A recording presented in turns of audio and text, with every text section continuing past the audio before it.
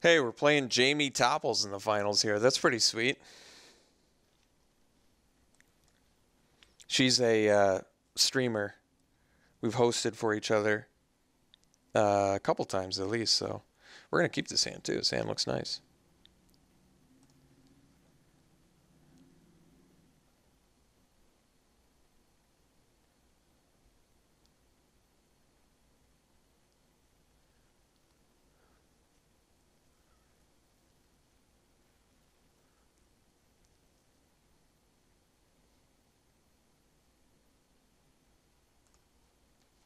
Uh-oh. Looks like Jamie disconnected. Well, thankfully you guys don't have to wait. All right, Jamie is finally with us, and she plays a turn one Gossip Monger. All right. Guess we will do a turn one Topply Geist, her namesake.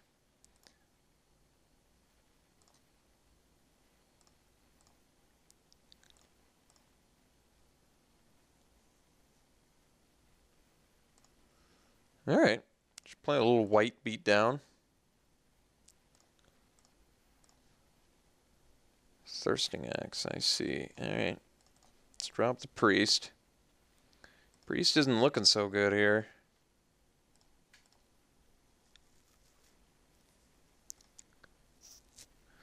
Wondering if I should sack one of my creatures. Maybe the Priest here, since it seems like a 1/2 is not going to do that much for me. I'd probably rather upgrade it into a 3/2.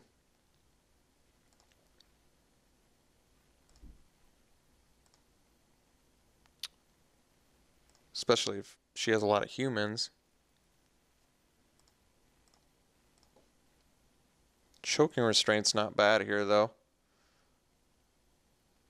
Kind of want to get the Extricator online. Swing for 2, play Extricator. And then I can trade with the Rabble. It's not bad. Or I play the Restraints. I mean, this thing's not really just not looking that good here. If I get the white, the collective effort's going to look better. Maybe it's better just not sack a permanent yet. Well, could be. Could be. All right. Let's swing.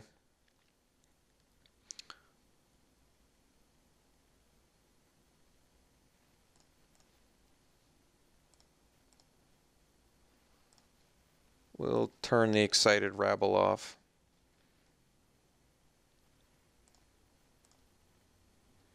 I mean, Extricator is certainly going to be better later.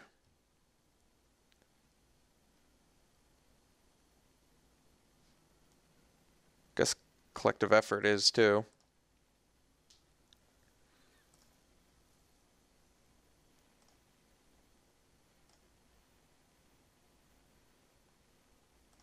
Okay.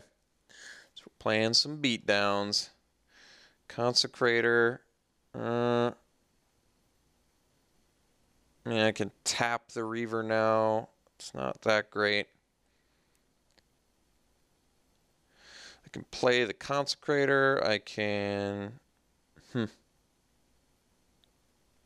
think we play the Extricator and we sack the Priest.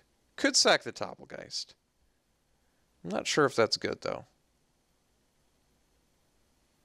I mean, eventually I can tap the Reaver, so maybe it is better to sack the Topplegeist. Or she might have some other things I need to tap down later, like Spirits. I mean, I want to get Delirium, but I'm quite a bit away. And this can't block either of them, but neither can the Priest. Yeah, I don't know which one I'd prefer to sack. This is obviously better later. This isn't looking great against my opponent, but like maybe satisfactory. I think we're going to sack the Priest and hope we get Topplegeist online at some point.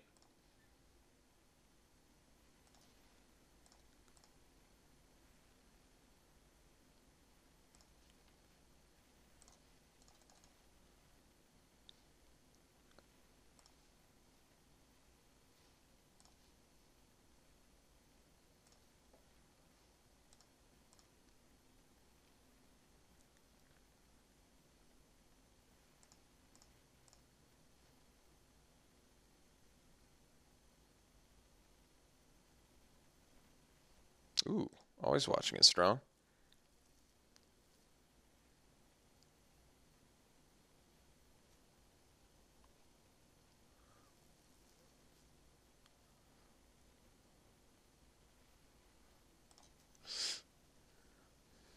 All right.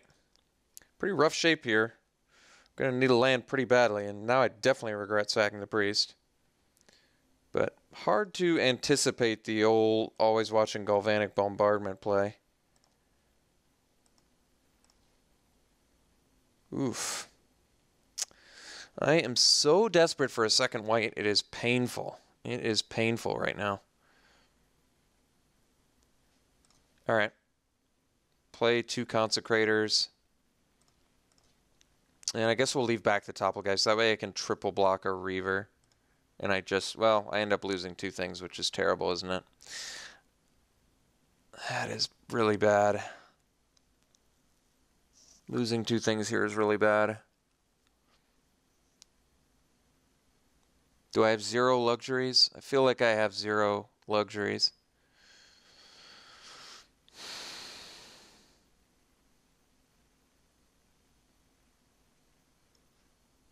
I really don't want to lose 2 guys.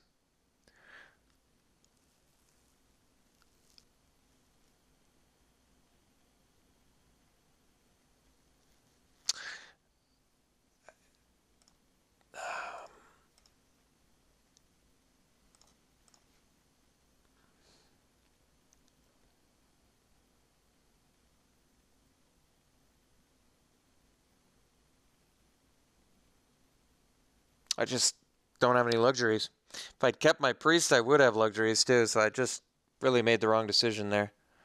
Sadly for me. I just couldn't anticipate what was more important. Well, if it had stayed a 2-2, it wouldn't have been a big deal.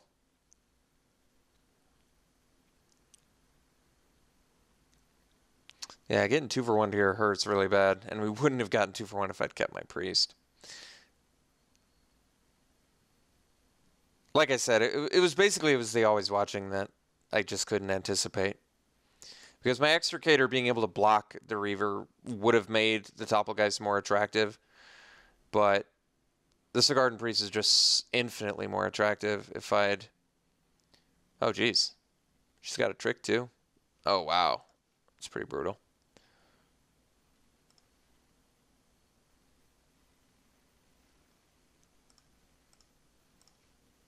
Got the land, but it is late. It is late. So if I collective effort now, it doesn't really do me a lot of good, does it?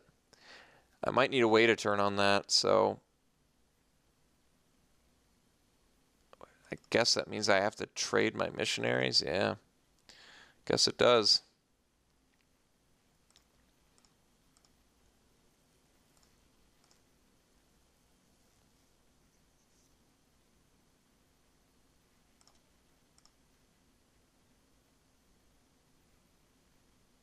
Well, I guess we can double block the Cathar.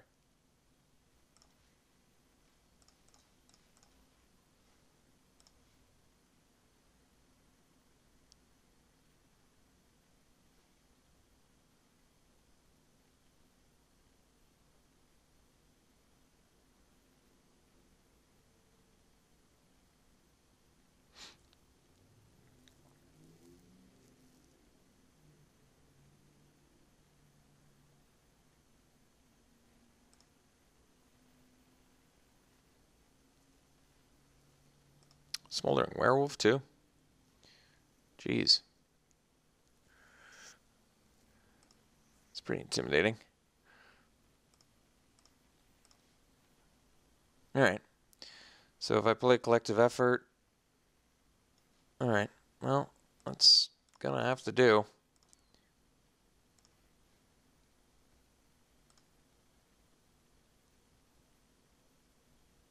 Wait. I'm at 1... So I could have destroyed always watching last turn.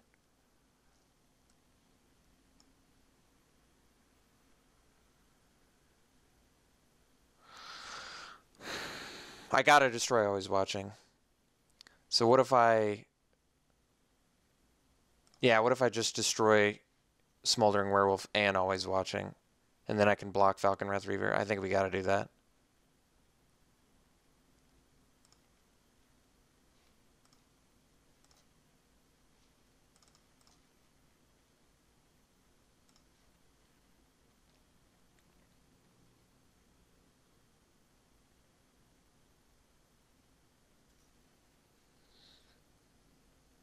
Alright. I can get that Choking Restraints in my graveyard too. So then I'm just... Then I'm just one card type away.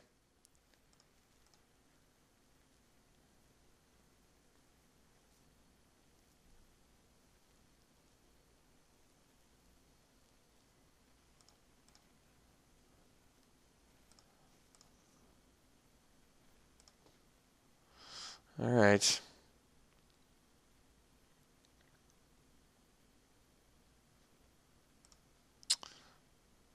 Alright. We don't have to play the Thirsting Axe yet.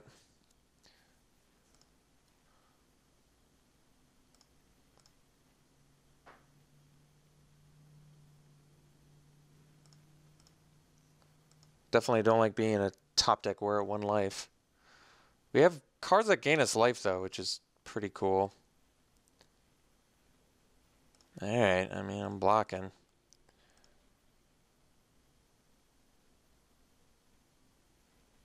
Yeah. Alright.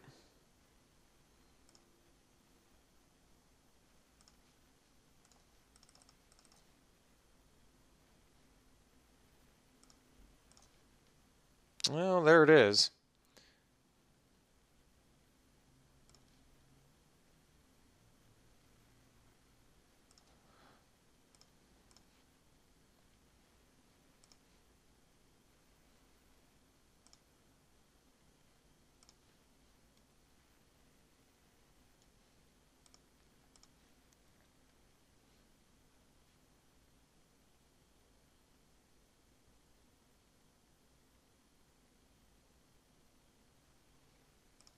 Should be a good bluff.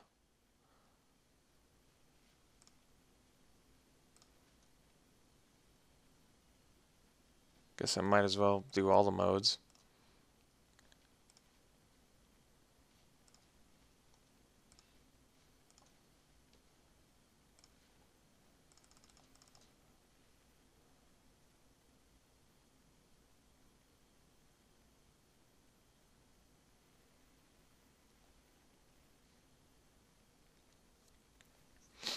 Yeah, that's a big follow-up too. Wow, that's a good draw. Jeez. Alright.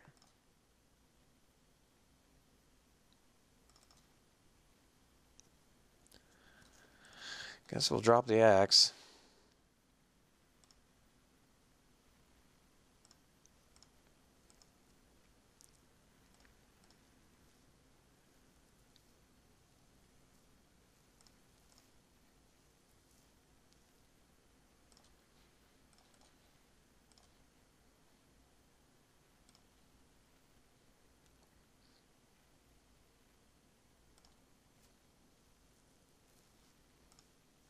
Alright. That's a good draw. Another one.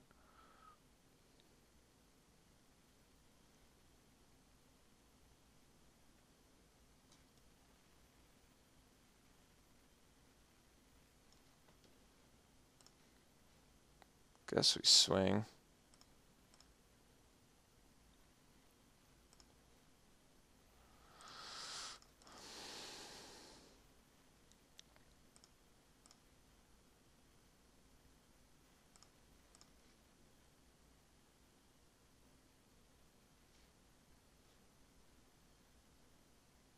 I think we're taking Thirsting Axe out here.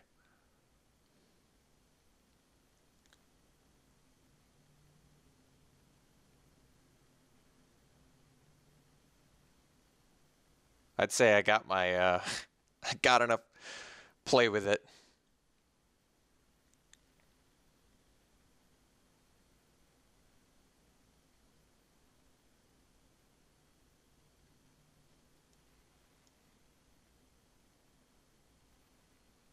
Outrider's a good card.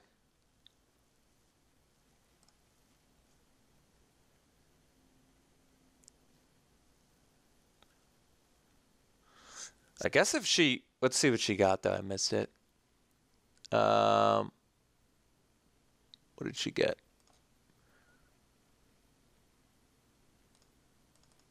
Wait, it didn't get anything? Puts no cards? God, I need to make this window bigger. It's hard to read. Puts no cards into their hand. All right. So did not find a human there, and we can take this. Okay. Guess she knows that too.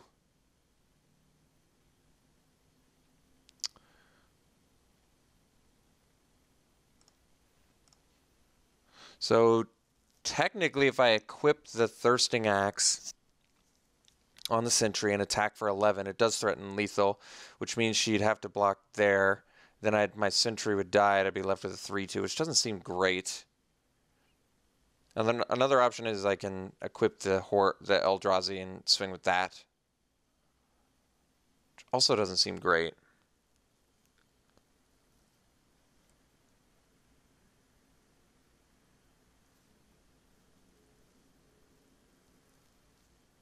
If I swing with the Sentry, she can... I mean, the Sentry blocks the Outrider right now, so it seems kind of important. And if I swing with this... I can swing with these two. She can take it. I'll lose my Consecrator. She would take 8 and go to 4. Then she cracks back for lethal. If she has anything for Sentry, I'm in trouble. Although... I could block the Outrider. I can equip the Sentry, swing for 11. It forces her to block. She just blocks the Reaver on the Sentry, though. And then she takes 3. And I do get a 3-2, but it doesn't seem great. It almost seems better like I swing with the Consecrator and the Horror. Well, that doesn't work either, though, does it? I basically have to swing with the Horror equipped with the Axe. My opponent takes 7. Which brings her to 5. This isn't great either way. I think I'm just hanging out. I think I gotta wait longer, unfortunately.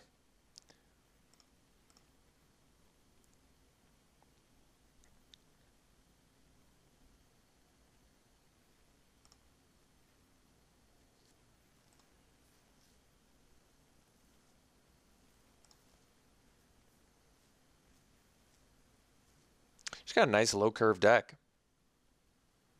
And Always Watching is a beating. I'm definitely, even though I've got the collective effort. Well, at least she didn't have anything to bring back with that. Jeez. Shard of Broken Glass. What does that do?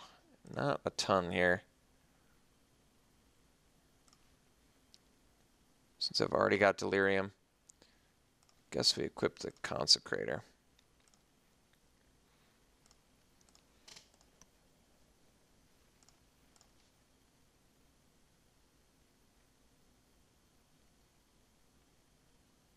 And I am behind on time, and this is game 1, so I gotta pick it up a little bit again. Which is funny, because we're both playing aggressive decks, but I really deliberated on that Thirsting Axe turn. Ultimately, I don't think this card is very good, but I did want to give it a shot, since it's the first time I've played it.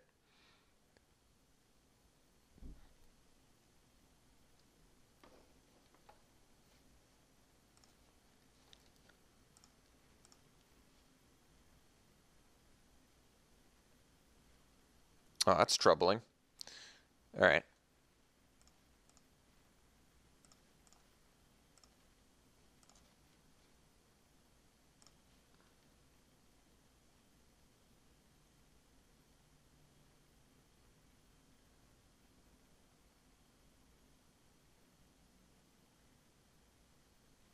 Maybe I should have switched these two.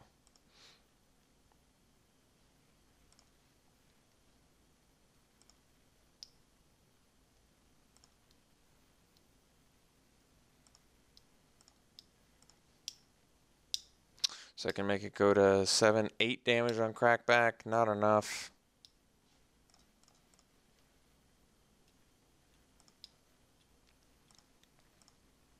Alright, so we'll dump the axe. And I guess I'll probably just bring in anti-enchantment for this always watching.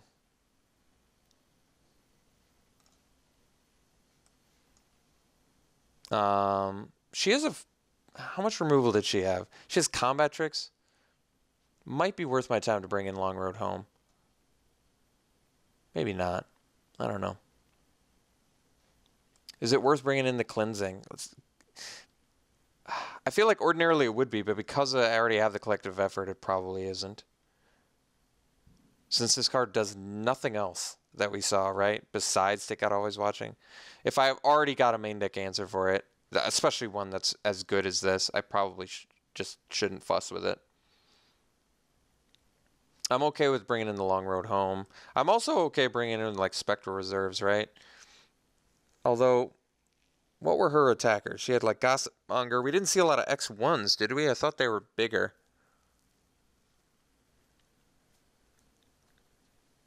Yeah, it was a lot of 2/2s. That makes reserves worse, but reserves gains life.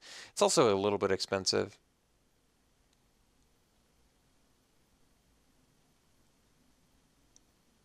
We'll try out the Long Road Home. I don't know how I feel about it, but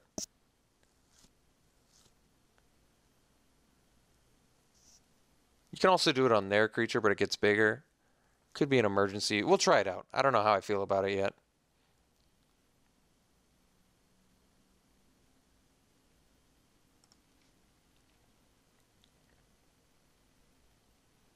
I wish I had more gasoline for my Abyssinian Missionary, but oh man, against hyper aggro, this seems really dangerous, not having a white mana. Yeah, I think it's too dangerous. Alright, this one's good.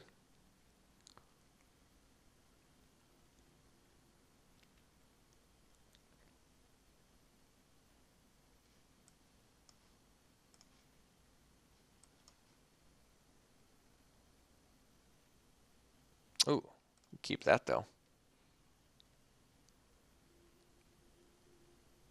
So we can go Hamlet Captain into Mob Consecrator. Then we've got a little human army. And we can Griff's Boon our captain. Maybe I actually play the mob first. No, I don't know if that makes sense. I was thinking the mob first in case she's got the bombardment. Which does, I guess, make sense. I'd much rather her bombard the mob than the captain.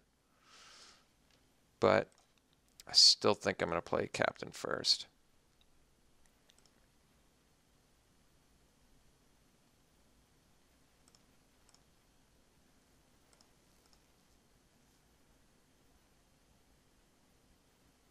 Okay.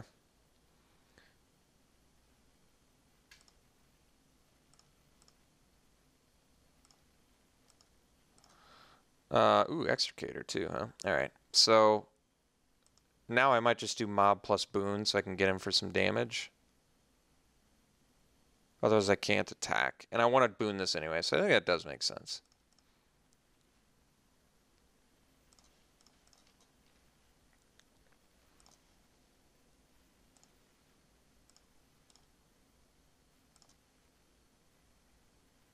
I could have also done... Might have... Yeah, I guess it would have made more sense to go Consecrator plus boon. It's worse use of mana, but Consecrator with Captain can actually attack into the Guardian. But I guess she's attacking anyway, so maybe it's irrelevant. Ooh, Thalia, she's good. Alright.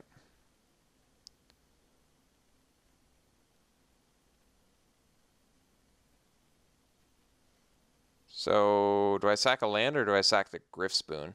If I sack the Griffspoon, I've got to use my mana again with it at some point. That's probably fine, though.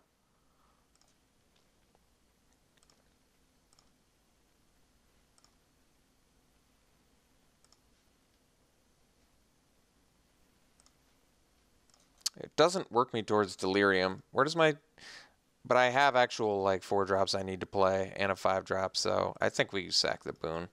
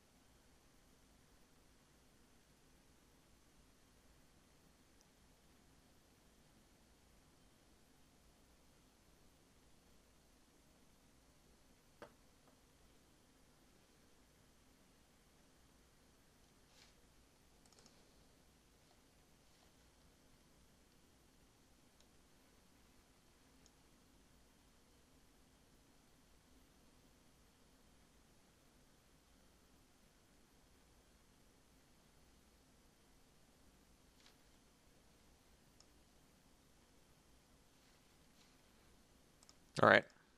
What do we got? Swinging for the fences. That's worrisome. Spectre.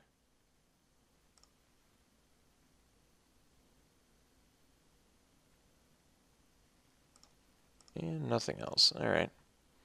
Ooh. That's real sexy. So what can I do here?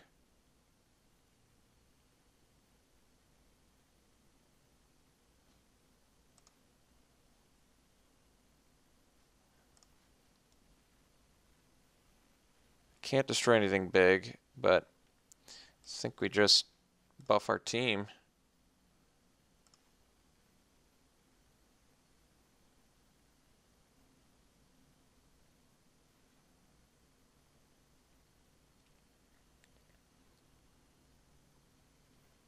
All right.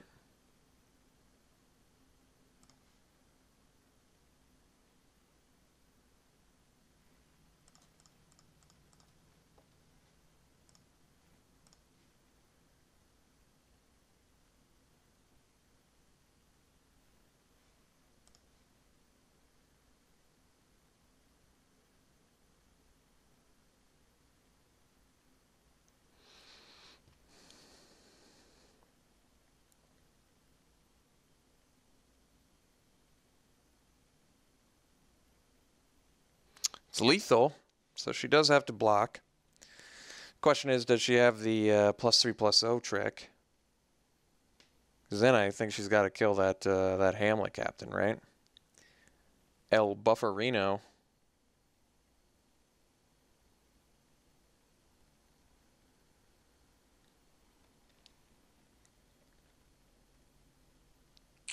Just preventing the most damage. So, I mean, if she has the +3/+0 and Uncaged Fury, we're definitely dead.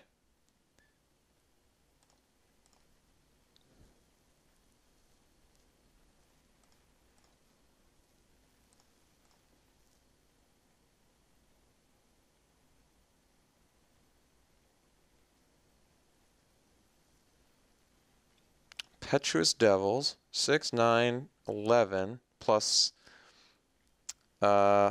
Strength of Arms. Nice. Xaxes lethal.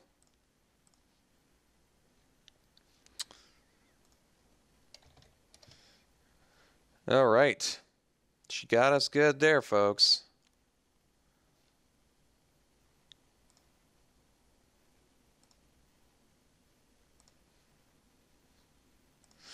I like this new format, though. This is cool. I should just play this all the time. This is way less stressful than 8-4s. All right. Hope you enjoyed it. Still managing to make a lot of mistakes. At least I don't really think I made mistakes in that last round there. She just had the right stuff, like exact amount of mana plus exact amount of damage there. That was just perfect for her. I don't think we did anything wrong necessarily. Well, running Thirsting Axe, that's a regret, but I wanted to see what it did, like I said. So I don't really regret it. I wanted to see what it did. And it's good. Right? Real good. No. I don't think we're ever playing it again. Well, that's not true. I'm trying to think. Like the matchups where it was good, I do actually think it was okay in like round 2.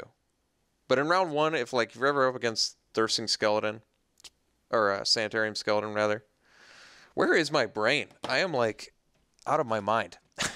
I am like scatterbrain Alex right now. So I'm really going to try and just focus my attention better in the next coming days here. I'm just like out of it or something. Maybe I got hit in the head and I forgot. I don't know.